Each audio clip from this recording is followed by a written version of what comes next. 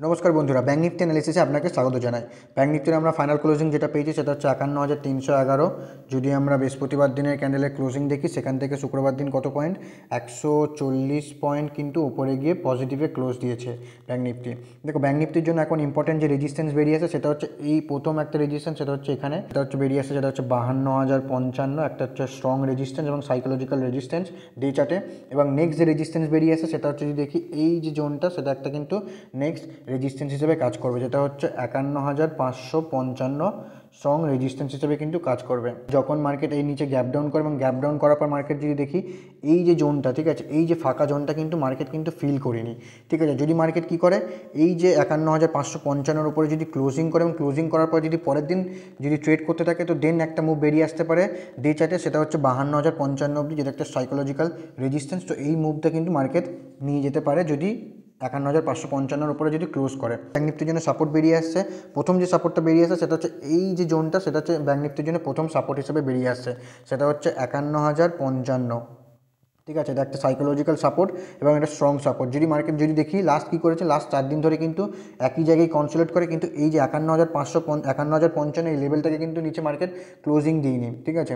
তো মার্কেট কিন্তু এই ৫১,০৫৫ একটা সাইকোলজিক্যাল সাপোর্ট, এবং এই সাপোর্টকে যদি মার্কেট যেদিন ব্রেক করবে, তো এরপরে যে নেক্সট যে মুভটা বেরিয়ে আসতে পারে সেটা হচ্ছে এই যে রেড ক্যান্ডেল, এই রেড ক্যান্ডেলের কিন্তু লো অবধি মার্কেট কিন্তু আসতে পারে, যেটা হচ্ছে ৫০,৮৮৮। ঠিক আছে, এটা কিন্তু সাপোর্ট হিসেবে কাজ করবে। যদি মার্কেট কী করে ৫১,০৫৫-র নিচে যদি সাইকোলজিক্যাল সাপোর্টের নিচে যদি ক্লোজ করে এবং ক্লোজ করার পর যদি ট্রেড করে, তো দেন এখানে একটা ডে চার্টে এই মুভটা বেরিয়ে আসতে পারে, যেটা হচ্ছে ৫০,৮৮৮। ঠিক আছে, যদি দেখা গেল কী করলো মার্কেট, এই যে জোনটা মানে এই ৫০,৮৮৮-র যদি এটাকে যদি ব্রেকডাউন করে, তো নেক্সট যে সাপোর্ট বেরিয়ে আসবে সেটা হচ্ছে একদম যে লো লাগিয়েছিল সেই লোয়ে কিন্তু মার্কেট আসতে পারে, এটা হচ্ছে ৫০,০৫০। ঠিক আছে, একটা স্ট্রং সাপোর্ট হিসেবে কিন্তু কাজ করবে ব্যাঙ্ক নিফটিতে। যদি দেখো ব্যাঙ্ক নিফটির যদি একটা জিনিস দেখি যে ব্যাঙ্ক নিফটি কী করেছে, ব্যাঙ্ক নিফটি লাস্ট কিন্তু এইখানে যে লাস্ট ৪-৫ দিন যে ক্যান্ডেল করেছে, ঠিক আছে, একই জায়গায় কিন্তু হোল্ড করেছে পজিশনটাকে। মার্কেট কী করে, মার্কেট এখান থেকে রেজিস্ট্যান্স নেয়। দেখো মার্কেট ট্রেন্ড লাইনে যদি দেখি ব্যাঙ্ক নিফটি এখানে দুটো রেজিস্ট্যান্স নেয়, এক হচ্ছে ট্রেন্ড লাইনের রেজিস্ট্যান্স নেয়, ঠিক আছে, আর একটা যেটা বলেছিলাম যেটা হচ্ছে এই যে রেজিস্ট্যান্সটা, কিন্তু এই ব্যাঙ্ক নিফটি এই রেজিস্ট্যান্সটাকেও কিন্তু মার্কেট নেয়। ঠিক আছে, মার্কেট কী করে, এই রেজিস্ট্যান্সটাকে নেওয়ার পর যেদিন মার্কেট কী করে এই রেঞ্জকে ব্রেকডাউন করে, দেখো এই রেঞ্জকে যেদিন মার্কেট কী করে এখানে কনসোলিডেট করার পর যেদিন মার্কেট রেঞ্জকে ব্রেক করে, সেদিন কিন্তু একটা ভালো মুভমেন্ট দেখা যায় এবং সেটা কিন্তু লাস্ট ২-৩ দিন একটা বড় মুভমেন্ট দেয়।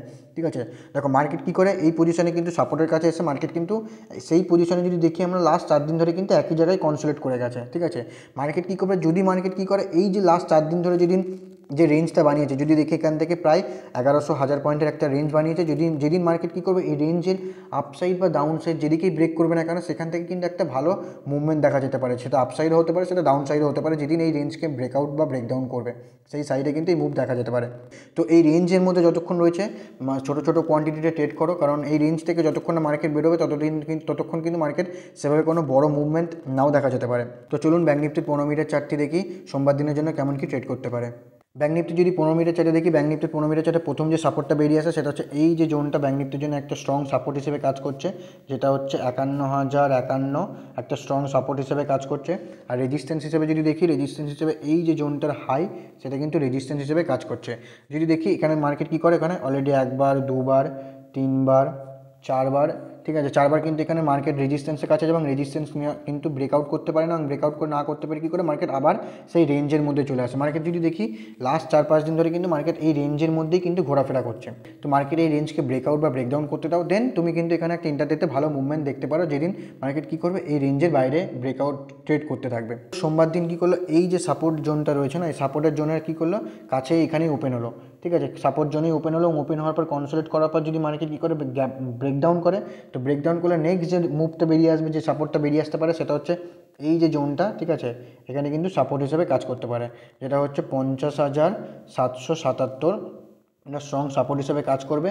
যদি মার্কেট কী করে ৫০,৭৭৭-এর নিচে যদি ক্লোজ করে, তো দেন ১৫ মিনিটের চেয়ে যে নেক্সট যে সাপোর্টটা বেরিয়ে আসতে পারে সেটা হচ্ছে ৫০,৬৬৬। ঠিক আছে, একটা স্ট্রং সাপোর্ট হিসেবে কাজ করতে পারে।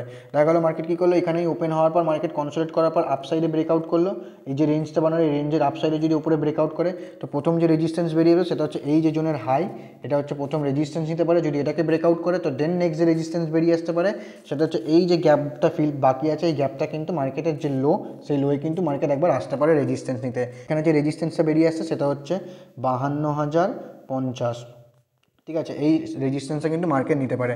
দেখা গেলো মার্কেট কী করলো, এই যে রেঞ্জটা রয়েছে এই রেঞ্জের মধ্যেই মার্কেট গ্যাপ মানে ওপেন হলো। ঠিক আছে, যতক্ষণ মার্কেট এই যদি এই রেঞ্জের মধ্যে ট্রেড করতে থাকে, তো এই রেঞ্জের মধ্যে যতক্ষণ ট্রেড করতে থাকবে রেঞ্জটাকে অ্যাভয়েড করো, কারণ মার্কেট যতক্ষণ রেঞ্জের মধ্যে থাকবে ততক্ষণ কিন্তু কোনো মুভমেন্ট সেভাবে নাও দেখা যেতে পারে। রেঞ্জের মধ্যে থাকলে সেটা একটা নিউট্রাল জোনই বলা যেতে পারে।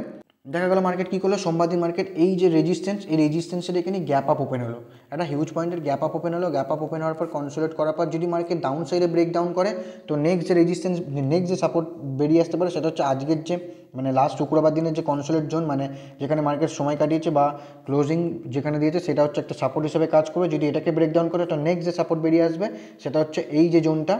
ঠিক আছে, যদি এর নিচে কন্টিনিউয়াসলি ট্রেড করতে থাকে, তো নেক্সট যে সাপোর্ট সেটা হচ্ছে এই যে লো, সেই সাপোর্ট নিতে পারে। দেখা গেলো কী করলো, গ্যাপ আপ ওপেন হওয়ার পর কনসোলিডেট করার পর আপ সাইডে যদি ব্রেকআউট করে, তো প্রিভিয়াস যে লো লাগিয়েছে সেই লোয়ের একটা রেজিস্ট্যান্স নিতে পারে, এবং যদি এটাকে ব্রেকআউট করে, তো নেক্সট যে 15 মিনিটের ছেড়ে যে রেজিস্ট্যান্স বেরিয়ে আসবে সেটা হচ্ছে 52,444। ঠিক আছে, এই রেজিস্ট্যান্স কিন্তু মার্কেট নিতে দেখা যেতে পারে। যদি ভিডিওটি ভালো লেগে থাকে অবশ্যই কমেন্টে জানাবেন। দেখা হচ্ছে পরের ভিডিওতে, ততক্ষণ ভালো থাকবেন, সুস্থ থাকবেন।